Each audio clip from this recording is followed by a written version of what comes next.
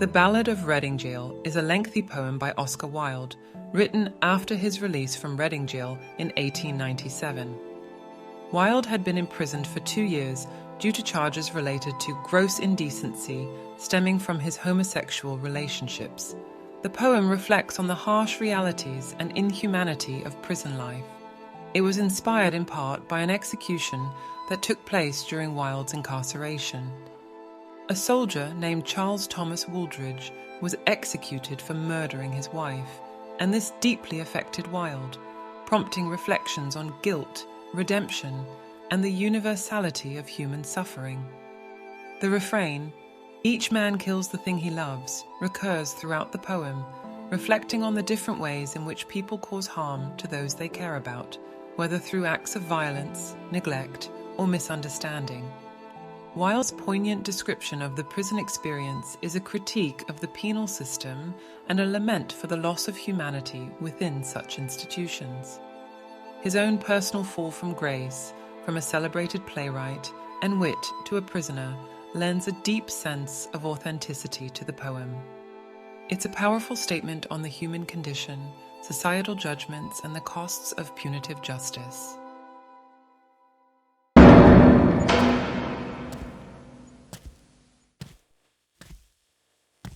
The Ballad of Reading Gaol.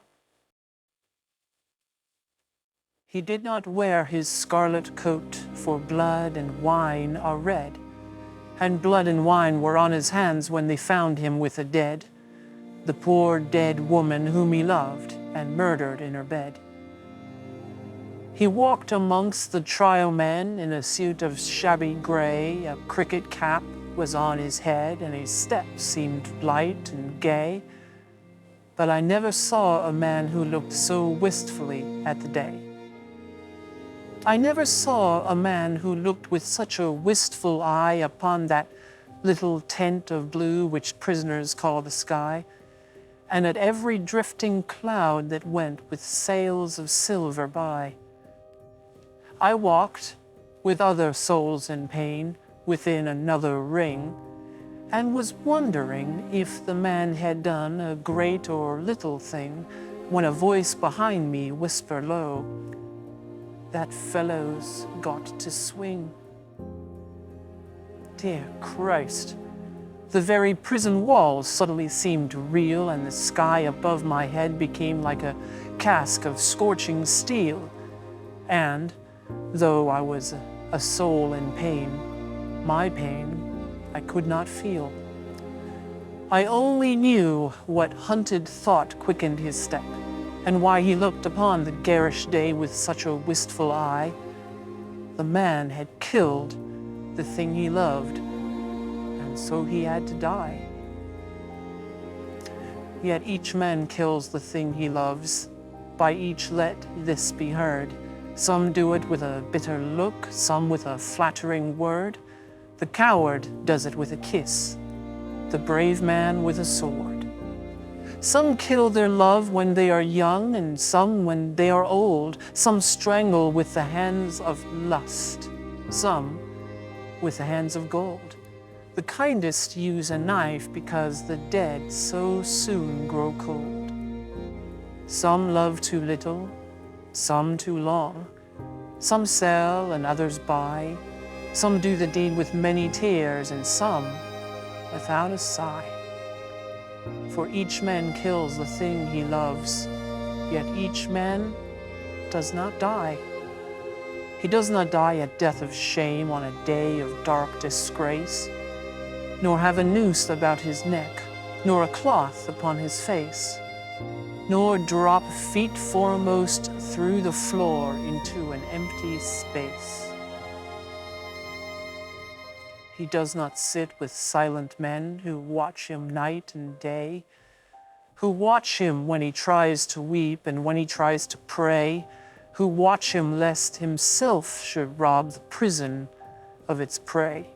He does not wake at dawn to see dread figures throng his room, the shivering chaplain robed in white, the sheriff stern with gloom, and the governor all in shiny black with the yellow face of doom.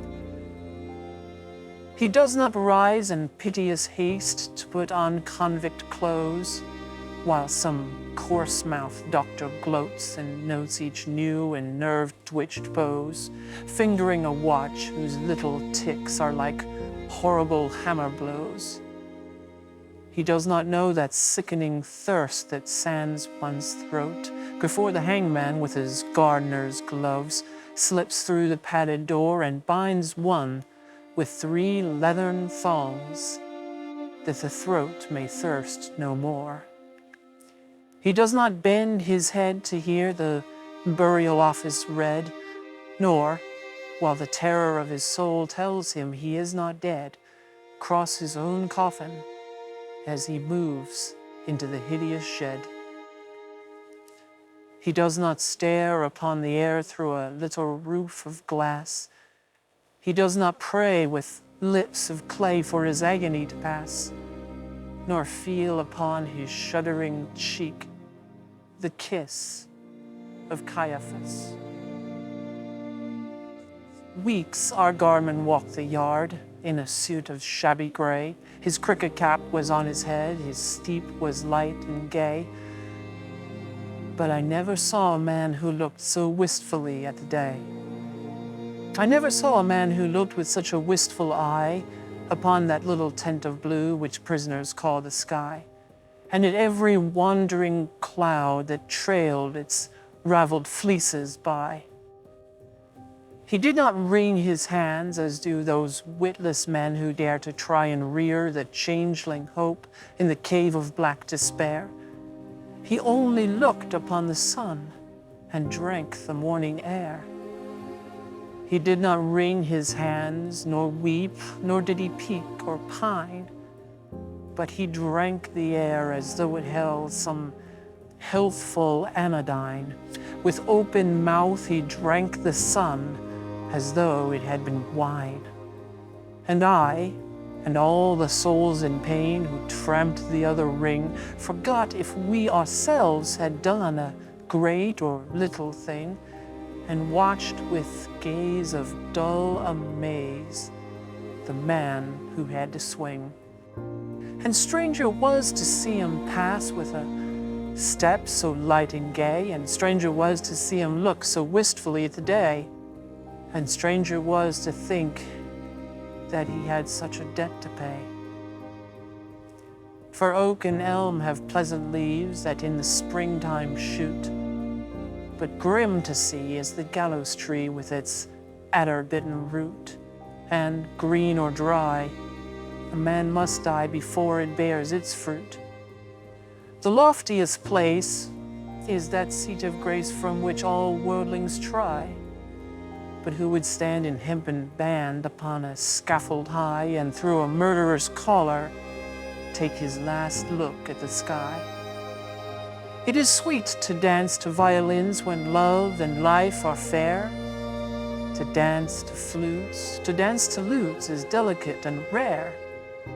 But it is not sweet with nimble feet to dance upon the air. So with curious eyes and sick surmise, we watched him day by day, and wondered if each of us would end the self-same way, for none of us can tell to what red hell his sightless soul may stray. At last the dead man walked no more amongst the trial men, and I knew that he was standing up in the black dock's dreadful pen, and that never would I see his face in God's sweet world again.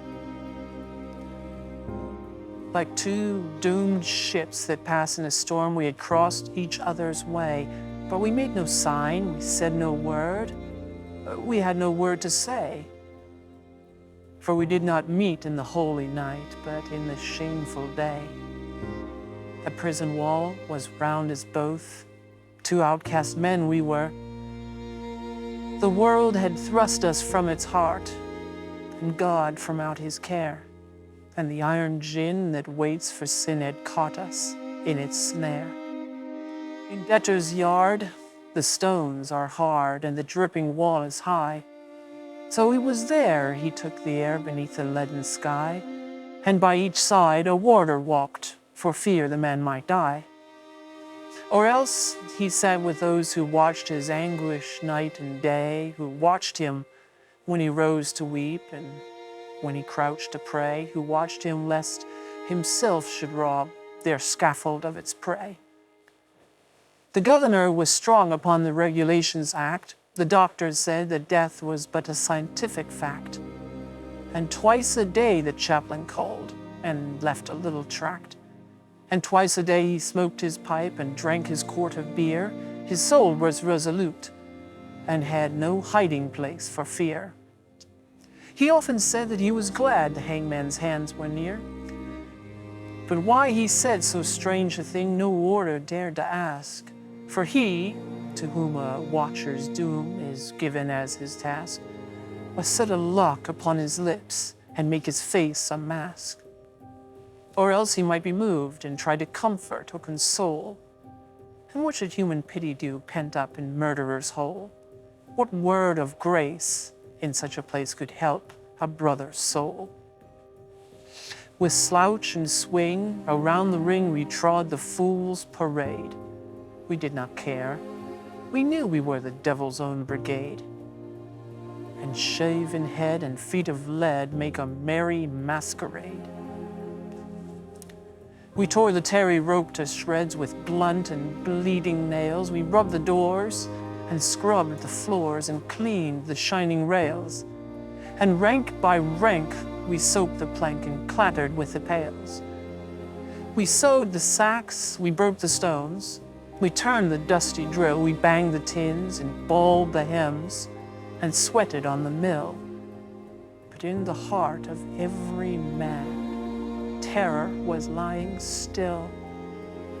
So still it lay that every day crawled like a weed-clogged wave, and we forgot the bitter lot that waits for fool and knave. Till once, as we tramped in from work, we passed an open grave. With yawning mouth, the yellow hole gaped for a living thing. The very mud cried out for blood to that thirsty asphalt ring. And we knew that ere one dawn grew fair, some prisoner had to swing. Right in we went, with soul intent on death and dread and doom. The hangman, with his little bag, went shuffling through the gloom, and each man trembled as he crept into his numbered tomb.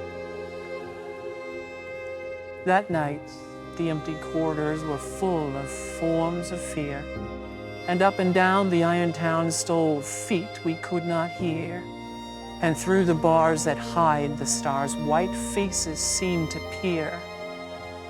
He lay as one who lies in dreams in a pleasant meadowland. The watchers watched him as he slept and could not understand how one could sleep so sweet a sleep with the hangman close at hand. But there is no sleep when men must weep who never yet have wept. So we, the fool, the fraud, the knave, the endless vigil kept. And through each brain, on hands of pain, another's terror crept. Alas, it is a fearful thing to feel another's guilt. For, right within, the word of sin pierced to its poisoned hilt. And as molten lead were the tears we shed for the blood we had not spilt.